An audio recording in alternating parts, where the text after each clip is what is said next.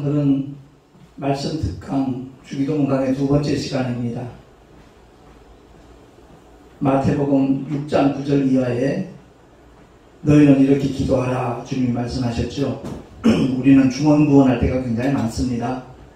이 중언부언은 했던 말도 하고 그것도 포함이 되지만 내 마음 따로 말 따로 그런 기도가 바로 중언부언 기도에 속하거든요. 그래서 쓸데없는 것 구하지 말고 정말 하나님의 뜻대로 기도할 것을 우리 주님은 요구를 하셨습니다. 그래서 지난주에 하늘에 계신 우리 아버지여 기도의 대상에 대해서 우리가 말씀을 생각을 해봤습니다. 여기서 말하는 하늘은 셋째 하늘, 영원한 하늘, 우리가 영원히 거할 곳 천국을 가리킨다는 말씀을 드렸었고요. 그리고 아버지와 자녀의 관계를 분명히 밝히고 자녀가 아버지께 요청을 하는 기도가 바로 주기도문이라는 것을 우리가 인식을 해야 되겠습니다. 오늘 두 번째 시간, 이름이 거룩히 여김을 받으시오며. 그렇습니다. 하나님보다 하나님의 이름을 거룩히 여기시는 분, 아끼시는 분은 이 세상에 존재하지 않습니다. 그래서 하나님의 속성이 바로 거룩이기 때문에 그렇습니다. 하나님의 속성, 그러면 사랑과 공의에 대해서 말씀들을 많이 하죠. 그 사랑 역시도 거룩한 사랑이고 공의도 역시 거룩한 공의라는 것을 의미하고 있습니다.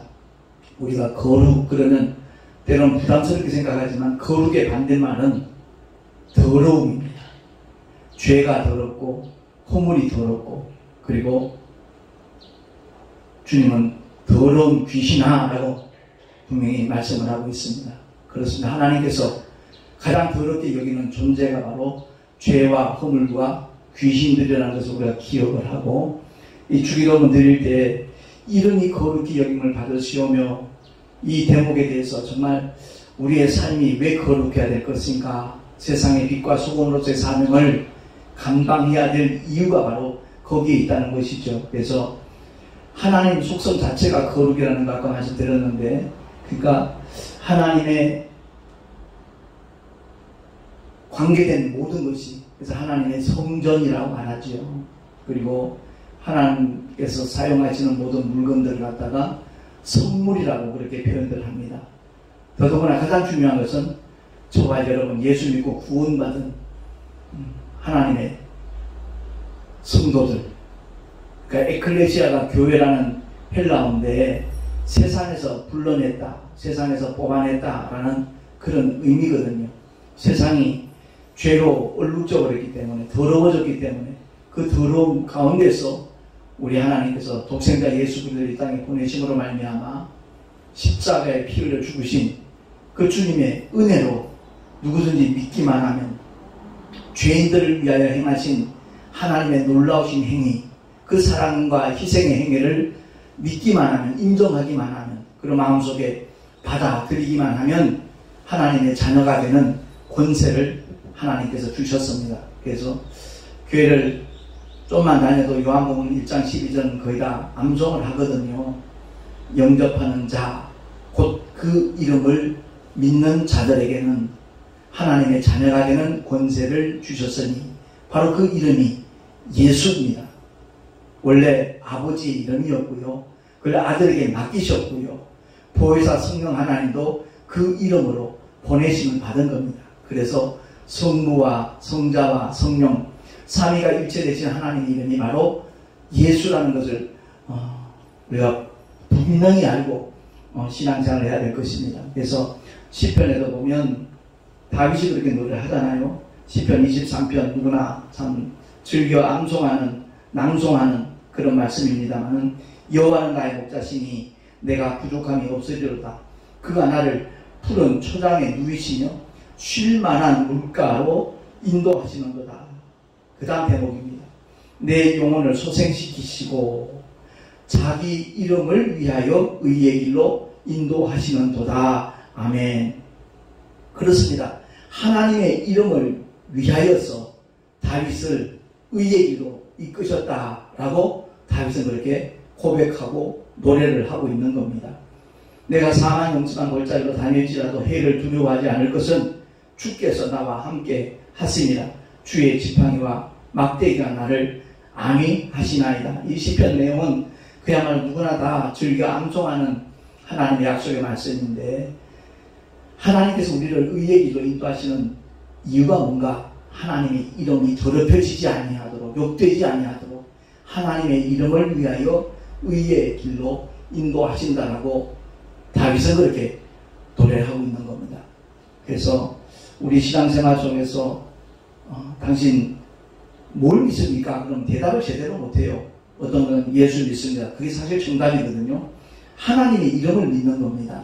그래서 하나님의 이름이 뭐냐? 요한복음 17장에 분명하게 명시가 되어 있음에도 불구하고 우리가 성경을 읽으면서 건성으로 지나갈 때가 굉장히 많습니다. 그래서 무엇보다도 오늘은 자기 이름을 위하여라는 이 대목과 함께 하나님께서 우리에게 이렇게 기도하라 하셨던 그 대목 가운데 이름이 거룩히 여김을 받으시오며 할 때 그 이름에 대해서 좀 더 구체적으로 살펴볼 텐데, 요한복음 17장입니다. 6절에 보면 세상 중에서 내게 주신 사람들에게 내가 아버지의 이름을 나타내었나이다. 아멘. 예수님이 이 세상에 오셔서 단 한 번도 여호와 이름을 언급한 적 없습니다. 마태복음에 보면 아들을 낳으리니 이름을 예수라 하라, 그렇게 분명히 성경은 증거하고 있습니다. 그래서 주님이 아버지 이름을 나타내었다는 이 대목을 우리가 분명히 인식을 하고 이어서 더 살펴보겠습니다. 10절 이하에 보면 내 것은 다 아버지의 것이요 아버지의 것은 내 것이온데 내가 저희로 말미암아 영광을 받았나이다 라고 말씀하죠. 내 것은 다 아버지의 것이라. 이 말씀 속에는 주님의 이름도 다 아버지의 것이라는 것을 내포하고 있습니다. 그래서 11절 이하 12절까지는 더 구체적으로 누구나 다 알아들을 수 있는 그런 말씀을 우리에게 알려주셨어요. 17장은 예수님의 기도거든요. 자, 11절 나는 세상에 더 있지 아니하오나 저희는 세상에 있사옵고 나는 아버지께로 가옵나니 거룩하신 아버지여 내게 주신 아버지의 이름으로 내게 주신 아버지의 이름으로 저희를 보전하사 우리와 같이 저희도 하나가 되게 하옵소서. 아멘. 그러니까 예수 이름으로 우리가 보전을 받는 겁니다. 구원을 받는 것이고 죄사함을 받는 것이고 하나님의 자녀가 되는 권세까지 얻는 것이 바로 예수의 이름을 믿기 때문에 그렇습니다. 연이어서 12절에 보니까 내가 저희와 함께 있을 때 내게 주신 아버지의 이름으로 저희를 보존하와 지키었나이다. 그 중에 하나도 멸망치 않고 오직 멸망의 자식뿐이오니 이는 성경을 응하게 함이니이다. 아멘. 차라리 나지 않았으면 좋을 뻔한 존재 있죠. 가룟 유다를 가리키는 겁니다. 주님을 배반하는 자. 누구든지 주님께 오면요 하나도 잃어버리지 않는 것이 하나님의 약속이에요. 하나님의 능력이고요. 또한 하나님의 사랑과 은혜입니다. 그러나 본인이 싫다고 믿음을 저버릴 때는, 예수 이름을 하찮게 여길 때는 주님은 더 이상 애걸하지 않습니다. 주님은 더 이상 책임지지 않습니다. 그렇기 때문에 우리가 어떤 믿음을 갖고 있는가, 어떤 결단을 하는가, 그건 굉장히 중요합니다. 그래서 요한복음 11장 마지막 절에도 보면 주님이 이렇게 말씀하거든요.